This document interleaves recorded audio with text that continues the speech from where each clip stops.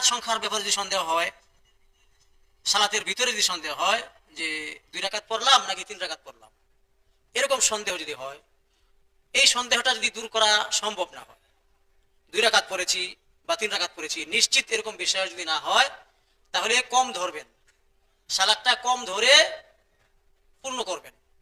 3 রাকাত এবং 2 রাকাতের ব্যাপারে সন্দেহ হয়ে গেছে, কোনো দিকেই আপনি স্থির করতে পারছেন না, এই ক্ষেত্রে 2 রাকাত ধরবেন, 2 রাকাত ধরে সালাত পূর্ণ করবেন, অর্থাৎ 4 রাকাত বিশিষ্ট সালাত হলে আরো 2 রাকাত পড়বেন। তারপর সালাম ফেরানোর আগে 2টা সাহসিতা দিবেন। সন্দেহ যেহেতু হয়ে গিয়েছিল, আপনি কোনো দিকে স্থির করতে পারেননি, কম ধরে সালাত আদায় করবেন, তারপর সালাম ফেরানোর আগে 2টা সাহসিতা দিবেন।